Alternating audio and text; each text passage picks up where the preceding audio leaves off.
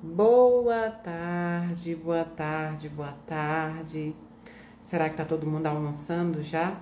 Essa criatura entra na hora do almoço, né? Também pudera. Em vez de entrar numa hora melhor, entra na hora do almoço. É porque daqui a pouco eu tô indo trabalhar.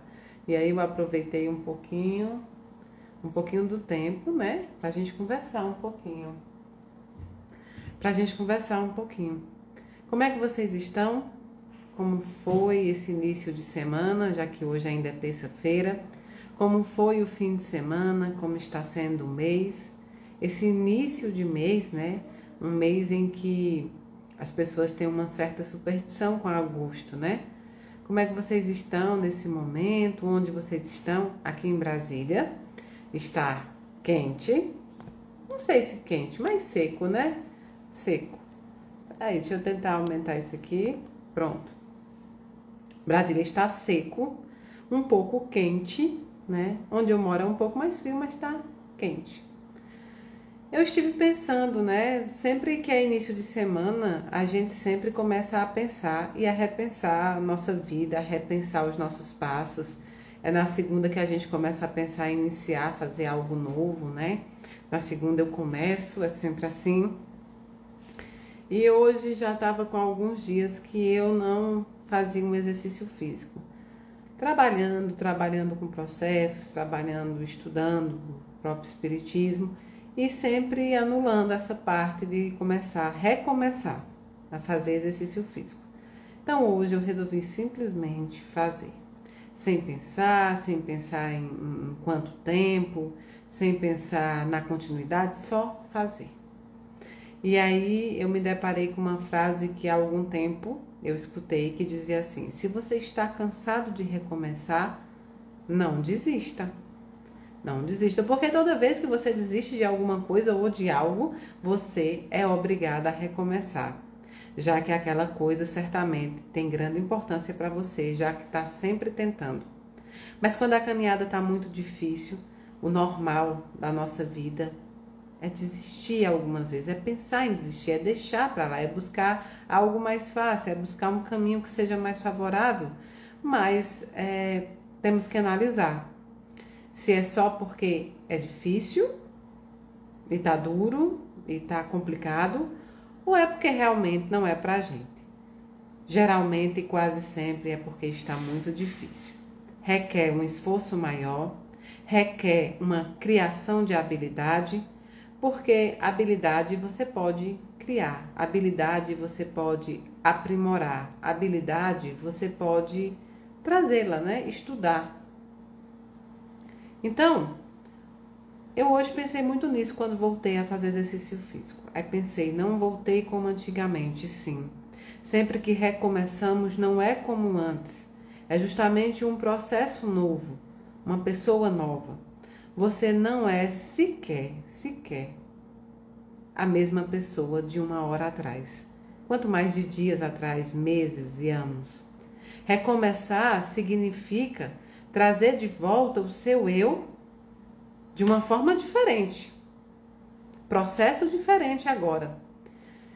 O meu marido sempre diz assim, que o esporte ele não reconhece passado. No intuito de dizer que quando a gente recomeça é sempre muito difícil. Como é difícil recomeçar? Porque ele não reconhece o tempo que você esteve. Eu fiz artes marciais por muitos anos, até antes de engravidar. E hoje eu não sei se eu saberia, se eu teria técnica para fazer aquilo que eu já fiz. Logicamente, eu podia voltar e aí eu ia relembrando, aprimorando e trabalhando até chegar no mesmo ponto que eu estava. Mas querer recomeçar da mesma forma que era antigamente, que era há dias, há horas, enfim, é impossível. Temos que aceitar o processo e o momento pelo qual nós passamos e no qual nós estamos. Hoje é um recomeço. Eu vou pegar menos peso, eu vou caminhar menos, eu vou correr menos, eu vou conseguir menos. Mas é fruto diário, né? Fruto diário de continuidade. Exercício físico nem sempre e quase sempre não é, na verdade, a quantidade de peso que você Consegue pegar? Mas é a resistência e o esforço de se fazer todo dia. É a constância. E agora a gente nem está falando mais de exercício físico. Tudo que você faz com constância, você começa a fazer melhor, bem feito. Tudo que tem constância vai deixando de ser difícil, passa a médio e se torna fácil. Daí você pode aumentar o grau, daí você pode dobrar a meta. Então, a constância é realmente o que tem que nos mover, a nossa constância. Em fazer o exercício, em fazer a leitura, em estudar, em melhorar todo dia, todo dia. E todo dia eu vou fazer um pouco mais. E todo dia eu vou renovar os meus votos de refazer, de fazer, de tornar aquilo possível. Então, se hoje você está em casa, se hoje você está no trabalho, insatisfeito com muitas coisas na sua vida, é hora de recomeçar. É sempre dia de recomeçar. Mas lembre-se, se você não gosta do recomeço, não desista. Não desista. É constância. Eu hoje vou ler 2 páginas de um livro, amanhã eu vou ler 3. Será que eu estou feliz na minha profissão? Se eu não estiver, eu posso tentar mudá-la para algo que eu consiga fazer melhor? Não estou feliz com o meu trabalho? Eu vou fazer ele da melhor forma possível, mas eu vou buscar uma outra alternativa? Não estou feliz? Como as coisas estão dentro da minha casa, eu preciso melhorar. Não estou feliz com o meu luto. E aí nós vamos chegar na parte difícil. O luto, ele não traz felicidade. Mas, por trás dele, sempre houve ela. Se você está de luto, se você está com saudade, se você está sofrendo nesse momento pela ida de alguém à pátria espiritual, é porque você amou muito. Essa pessoa também te amou. Vocês tiveram lembranças, das quais você nunca e jamais irá esquecer. Ele teve nome, cheiro, cor. Ele teve voz, abraços. Então, sim, por trás do luto há muita alegria. Durante o luto, não. Durante o luto, é igual eu sempre falo aqui em casa. Em épocas de tempestades, passarinho não voa. Se está havendo uma tempestade, você não vai ver um passarinho voando. Porque vai molhar as asas dele, vai tornar mais pesado e muitas vezes ele pode não dar conta de voar. Em momento de tempestade, o passarinho se aninha numa árvore da forma mais confortável que ele puder, trabalhando da forma mais necessária que ele conseguir, para tão somente quando a tempestade pior passar, ele poder voar. E o luto é bem isso. O luto é um autoconhecimento de forma mais dolorida, porque dentro do luto você se conhece melhor. Dentro do luto você analisa quem realmente você é e sempre foi, só não sabia. O luto te mostra, né? O luto te mostra o quanto você é forte. O luto te mostra o quanto você é resistente. Te mostra também um lado que você não gostaria de saber seu. Te mostra o quanto você pode ser revoltada, o quanto você tinha mágoas aí dentro que você não trabalhou. E só quando o luto chegou, você colocou para fora. Te mostra o lado que você escondeu, tanto para o bem como para o mal. E te dá uma grande oportunidade. Se eu disser uma boa, estarei mentindo. Não é bom, porque geralmente a gente atribui o bom ao agradável. O luto não é agradável, nunca é agradável. O luto é bom, mas não agradável, porque há o bom agradável e o bom desagradável, mas nós colocamos tudo de bom como agradável. Vou dar um exemplo para vocês, como nem tudo que é bom é agradável. Quando eu tenho um açúcar que ficou apelidado, né, do açúcar da Mayra, não sei se vocês conhecem essa história. Há um açúcar que eu brinco que ele é uma misturinha, né? É uma misturinha. Nem é açúcar, nem é adoçante, mas eu acostumei com o gosto dele no café. Eu não sou daquelas que conseguem tomar café sem açúcar. Não existe isso para mim, eu não consigo. Quem sabe um dia, mas enfim, não consigo. Então eu conheci um açúcar que chama açúcar magro. Eu acho que é isso, é magro. Parece que lá tá escrito magro frito. Enfim, não tô fazendo propaganda, até porque não sei nem de quem é, nem como é, tá, gente? Mas eu gosto dele. E ficou apelidado como açúcar da Mayra porque onde eu vou, os meus amigos levam, ou nas viagens eu levo, porque eu passei a não conseguir tomar outras coisas sem ser com esse açúcar. Só que ele é muito forte, ele é muito doce, porque eu acho que ele é açúcar com adoçante, não sei dizer para vocês direito como é o componente, mas acredito que seja isso. Então, sempre que eu tô tomando ele, eu coloco uma colherzinha já adoça. As pessoas que não têm contato com ele, né, quando vai adoçar, coloca a quantidade de açúcar que colocaria no açúcar normal. E aí fica extremamente doce. A pessoa não consegue tomar porque ele adoça muito. Ou seja, ele é bom.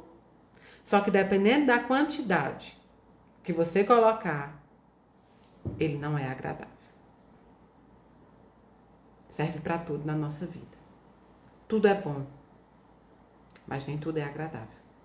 E saber lidar com aquilo que não é agradável, eu acho que é uma das maiores expectativas do ser humano. Nem sempre eu sei lidar com o que não é agradável. Mas aí, quando eu não consigo lidar naquele momento, eu faço que nem um passarinho. Eu me recolho para esperar a tempestade. E muitas vezes essa tempestade não é causada pelos outros, não é uma coisa da natureza, é uma tempestade minha. Eu estou tornando aquela ventania uma tempestade. Eu estou tornando aquela brisa uma tempestade. Cuidado com o que nós transformamos em tempestade. Então, o luto é um processo difícil. Quem disser que é fácil, não o viveu, não vivenciou. Nem sequer esteve perto de alguém que vivenciou com grande dificuldade. O luto é um processo extremamente difícil. Mas um processo que diz todo dia para você o quanto amada você foi, o quanto você amou, o quanto você exerceu um papel na vida de alguém, e mesmo que agora você esteja em casa dizendo, mas Mayra, ele desencarnou brigado comigo, mas Mayra, olha, a gente era brigado, eu passei 20 anos sem se falar, cada qual com seu processo, cada qual com seu processo, mas ele vai te ensinar a não perder tempo com as outras pessoas. Ele tem um intuito pedagógico divino, muito difícil, e que pouca gente consegue tirar dele.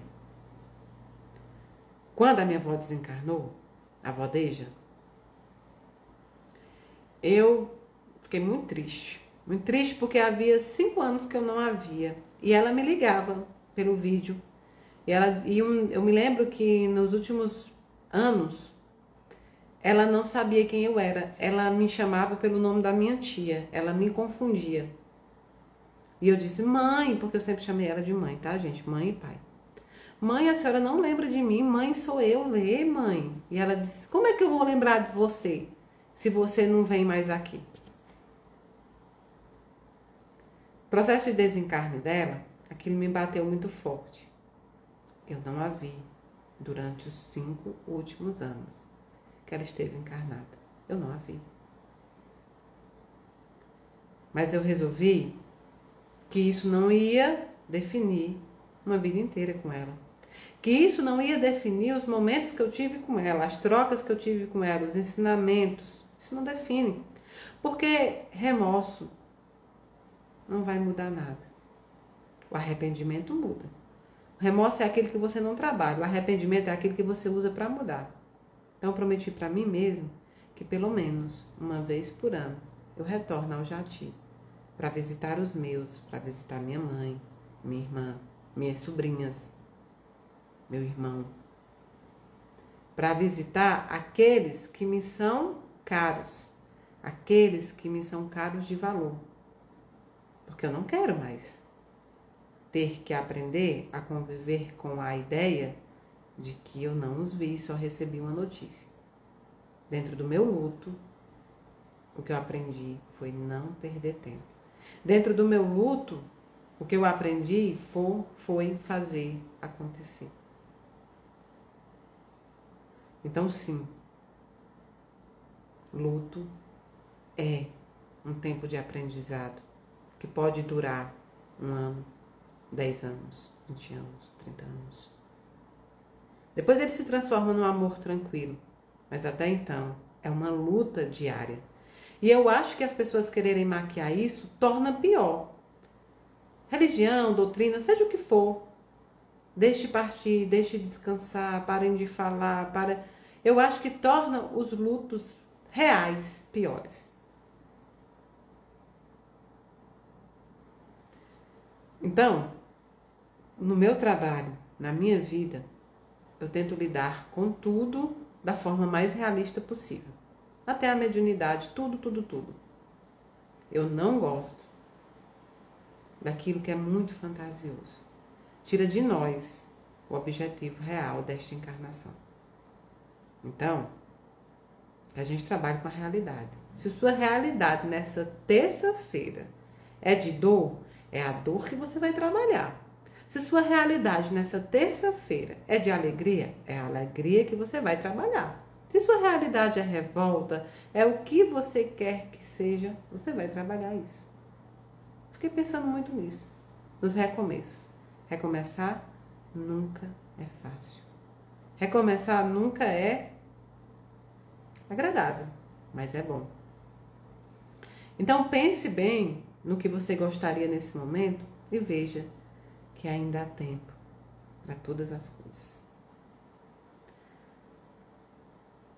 Agora eu vou responder as perguntinhas de vocês, deixa eu dizer. Na quarta-feira amanhã, tem passe cura, passe rogativa de cura, certo? Na Casa da Caridade, não é preciso se inscrever. Na quarta amanhã, vai ter a palestra do Rodrigo, se eu não me engano, e depois tem esse trabalho na casa. Provavelmente estarei no trabalho amanhã da casa, vocês são todos convidados a participar. No domingo tem o Evangelho, na segunda tem o Everton, terças e quintas irão começar os estudos, volta o despertar também, tá bom? Volta o despertar também. A psicografia é dia 28 de setembro, as inscrições já se encerraram no mesmo dia, mas a gente terá outras e outras psicografias, se Deus quiser, até eu desencarnar. E depois que eu desencarnar, vai ter muita gente, já tem muita gente, né? Já tem muita gente. Eu costumo pensar muito o quanto vocês acreditam que precisam de mim ou de qualquer outro médium e não sabem o tanto que os entes queridos de vocês, o tanto que as pessoas que vocês amam estão tão próximos, né? Estão tão próximos de vocês.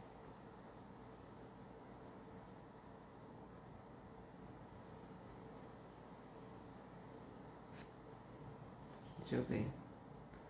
28 de setembro, eu acho que começa 4 horas, tá? Começa 4 horas. Vai ter despertar sim, viu?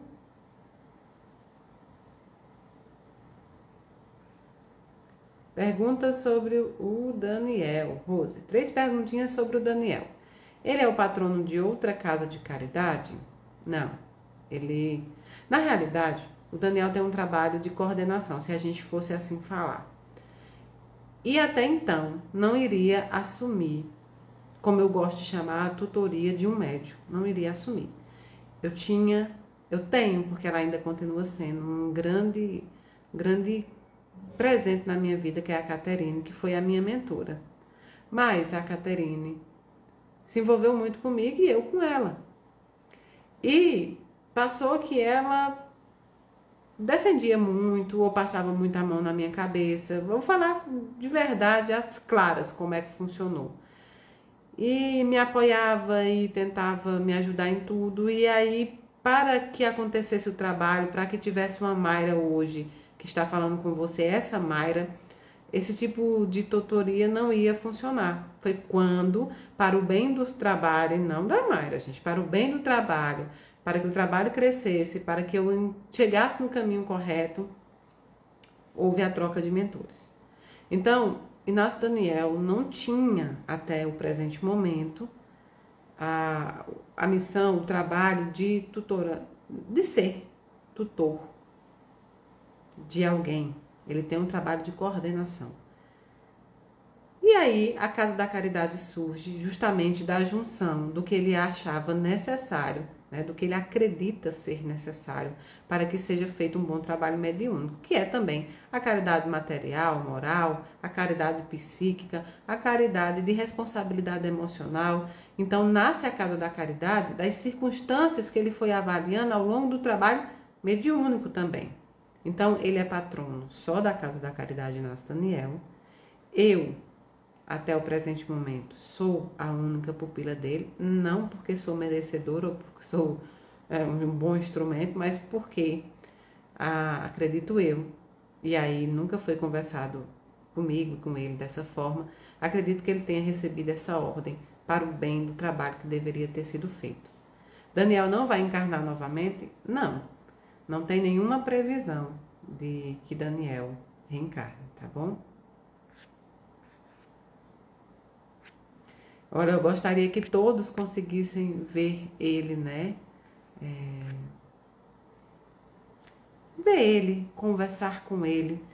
Inácio Daniel é um espírito que tirou de mim muitas coisas, muitos medos, muitos receios, principalmente a conversa, o acolhimento sobre a morte, porque as pessoas não querem falar sobre isso, mas muita gente tem muito medo da morte, do momento do desencarne.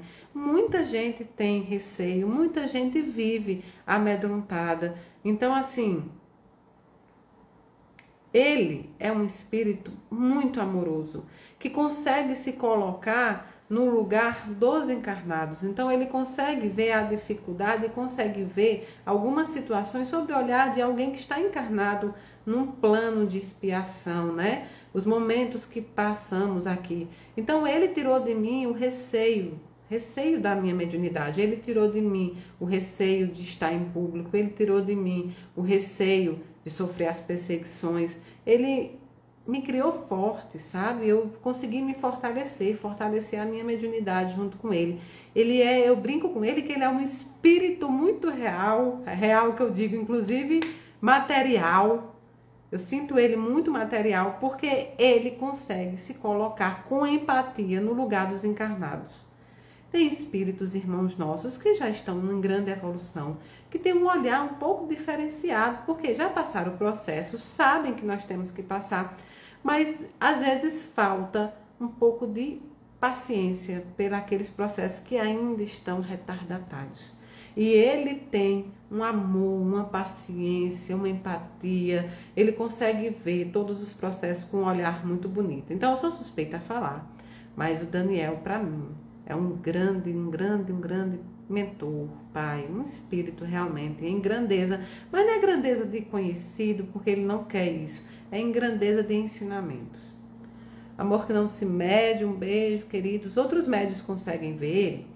Então, até o presente momento, engraçado que a pessoa que me falou, muita gente me diz que sonha com ele, muita gente acredita que viu, ou de relance, ou passando, ou dentro da Casa da Caridade. Mas uma pessoa que me relatou exatamente como ele é, porque ele tem sinais característicos dele, foi justamente uma senhora católica que no momento do Covid foi entubada e ela disse que o viu. Ela disse que o viu e depois que exturbaram ela, graças a Deus, sobreviveu. Ela foi direto à Casa da Caridade. Ela chorava muito e ela contou que o viu, que ele esteve com ela. Mas ela era católica, tá? Ela é católica ainda. Mas ela descreveu os sinais dele, que até então só eu sei.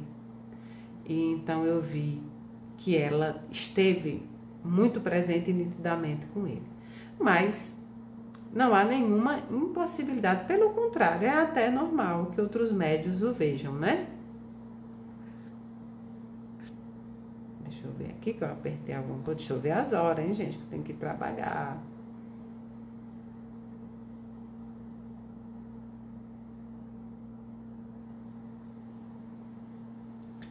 mesmo Daniel não sendo o mentor das cartas, ele conhece todos que enviaram cartas e recados. Quando você irá revelar o mentor das cartas? Sarinha, Sarinha. Conhece sim. Ele não é o mentor do trabalho da psicografia. Foi preciso, como eu disse para vocês, como não era uma missão de Mayra Rocha, eu não nasci com esta missão elaborada no meu plano reencarnatório certinho, que seria psicografia. Tanto é que algumas pessoas dizem que não é, algumas pessoas dizem que psicografia tem que ser incorporada, enfim. Tem os juízes do espiritismo que falam o que quiserem, enfim, não tem problema, podem chamar como quiserem. Escrevedeira, eu não me importo. Mas, pelo nome, o nome melhor que nós temos hoje é psicografia, né? Mas também já nunca discuti e não discuto isso. Então, ele não é o mentor do trabalho da psicografia, porque foi preciso que viesse um espírito especializado, por assim se falar, que já tivesse tido contato com esse trabalho e tivesse, vamos dizer, o know-how, como a gente chama aqui, né? Para iniciar com uma pessoa tão crua e com uma mediunidade tão diferente, né? Tão diferente como a minha. Não é melhor, acho que é pior, acho que é uma menina insubordinada, muitas vezes, indisciplinada. Então foi preciso ter uma diferença nesse trabalho. Mas o Daniel participa de todo o processo, inclusive ajuda, encaminha. Então ele conhece sim todo mundo. Eu não sei quando eu vou revelar o mentor dos trabalhos. Eu disse que com 10 anos, mas já está quase chegando os 10 anos, não é?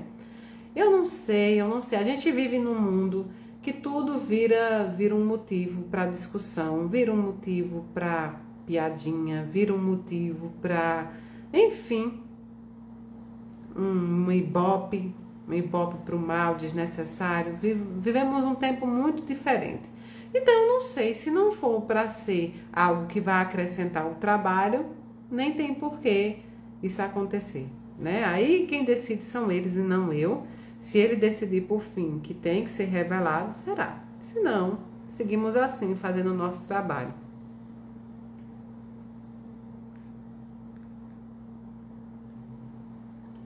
Deixa eu ver. Cristiano Passos. Essa semana, um padre muito conhecido disse que assim que morremos, já estamos no tribunal de Deus, que não existe mais contato entre mortos e vivos, que quem se comunica é o enganador. Fiquei muito confusa com tudo isso. Poderia nos falar mais sobre isso? Mayra, te admiro muito. Bom, Cris, não sei quem foi o padre, também não interessa. O padre ou o pastor, eles são criados, eles estudam, né? São doutrinados com uma doutrina diferente, realmente, com a crença da não reencarnação, mas com a crença da ressurreição. Eles são doutrinados e estudados para acreditar no céu e no inferno em que há um diabo, e que nesse julgamento é eterno. Ou você vai para o paraíso eternamente, ou você vai para o inferno eternamente.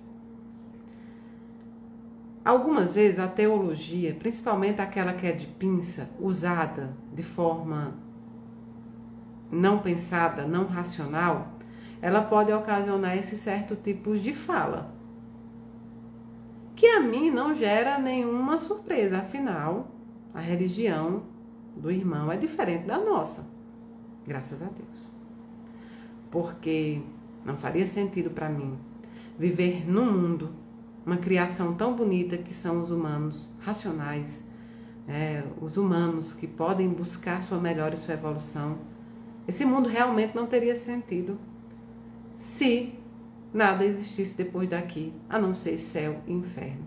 E que esse céu e inferno fosse angariado por pequenas coisas, como, por exemplo, uma roupa que você veste pode te levar ao inferno. Um papel de um casamento que você não assina pode te levar ao inferno. Se você vai muito à igreja ou se você se batizou, pode te levar ao céu, né? Imagina se fosse isso. Se não existisse nada, se não existisse uma evolução, um perdão, muitos de nós estaríamos condenados pelos pecados mortais Então já não adiantaria mais fazer muita coisa. Dependendo do pecado que você cometeu aqui, não adiantaria nada você tentar retratar. Já estava condenado. Tribunal de Deus. Colocar Deus como um juiz pode até ser usado, mas como um juiz não de julgamento, como nós pensamos, mas de um juiz que pode arbitrar as nossas vidas. Nos dá o livre-arbítrio, mas por misericórdia está sempre presente. Mas tornar Ele, essa divindade que vai nos condenar, é um complicador.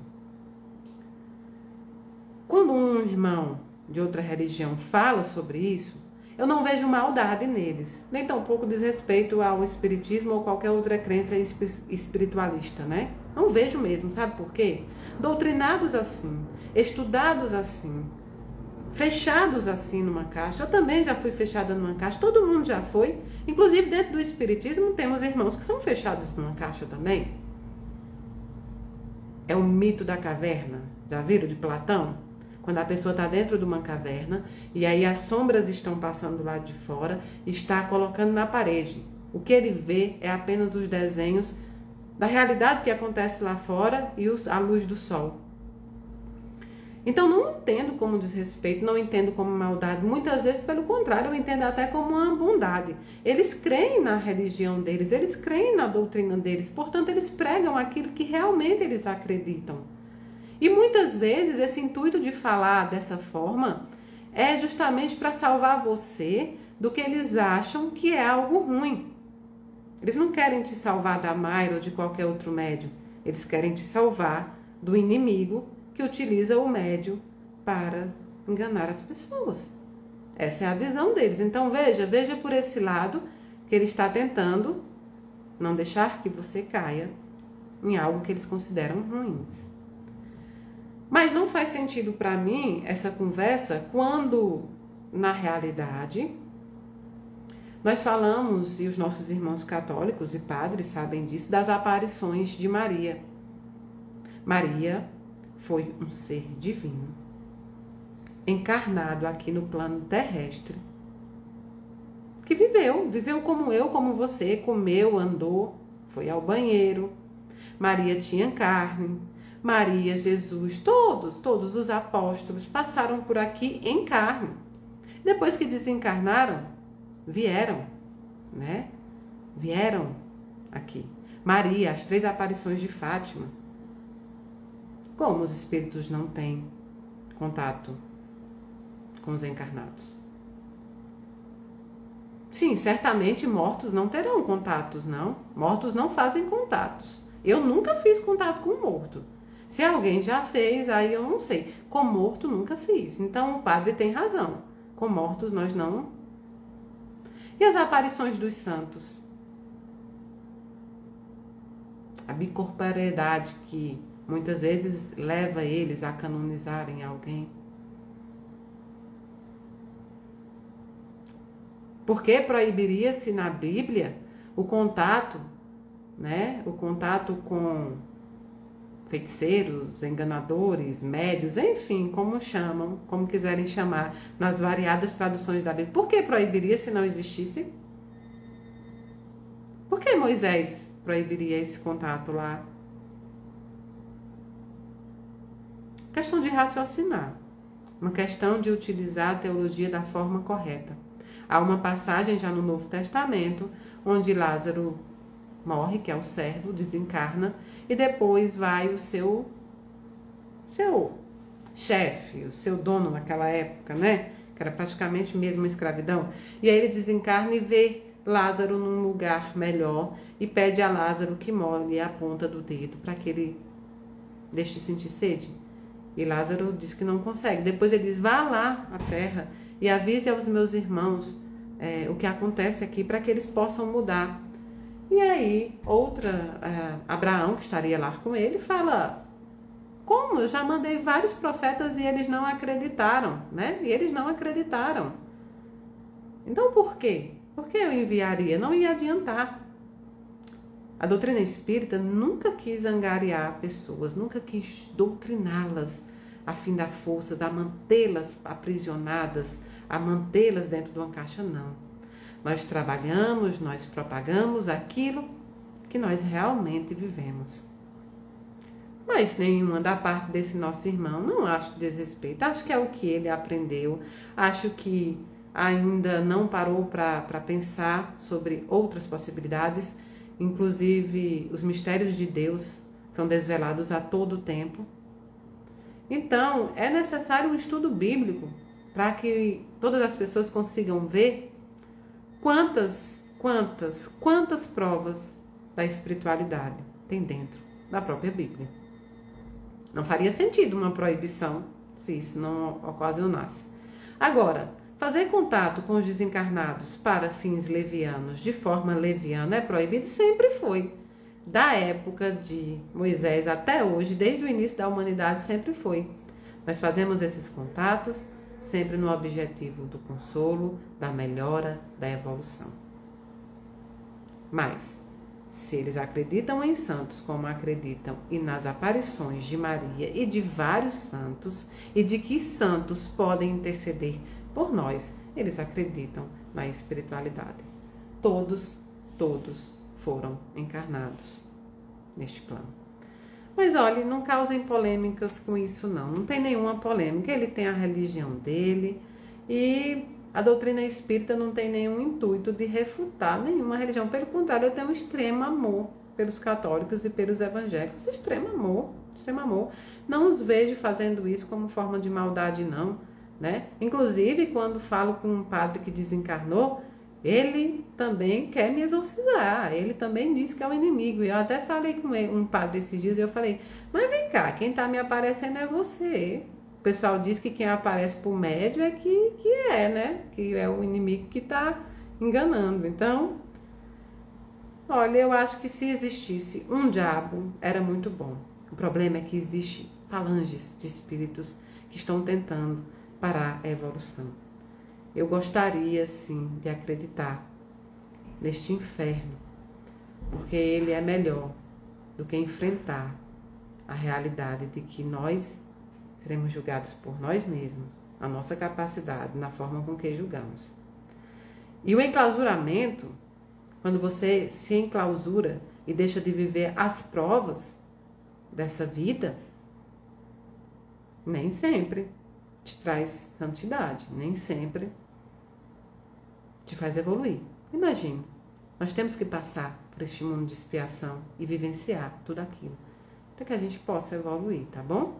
Mas não há nenhuma polêmica, não sei quem é o padre, também não quero saber, falo de padres aqui direto, provavelmente se ele é tão conhecido como você diz, já falei, porque eu tiro de todas as pessoas e todas essas pessoas que estão públicas, coisas maravilhosas. Amo escutar o padre Marcelo, assisto a missa dele, inclusive, o padre Fábio, Júlio Lancelotti. Amo assistir às missas, assim como alguns cultos, né? Então, não há problema conosco de jeito nenhum.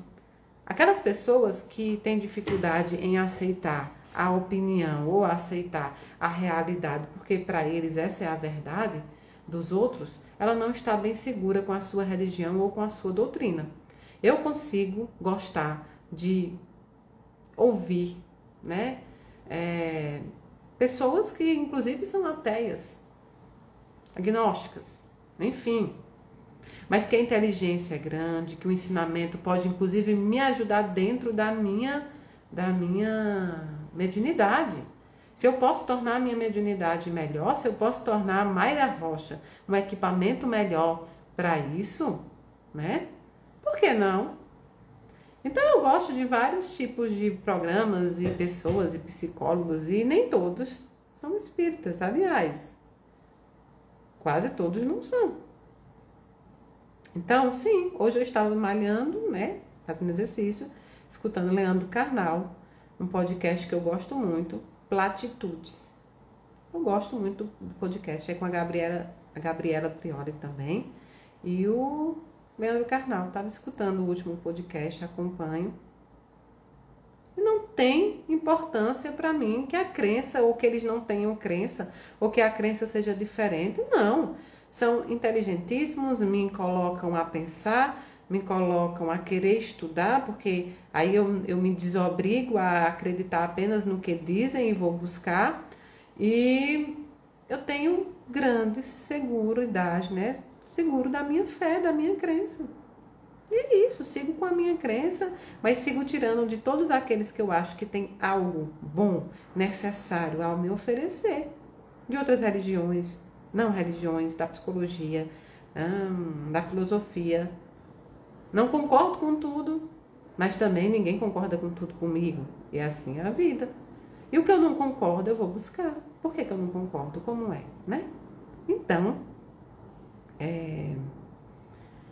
eu tenho problema nenhum. E quanto a padres, pastores, ou que dizem isso, entendam, eles foram estudar, eles estudaram isso, eles cresceram ouvindo isso, eles incorporaram isso, né? Eles vivem isso. E não falam por maldade e não encaram realmente como maldade, de jeito nenhum, nenhum pingo. Aliás,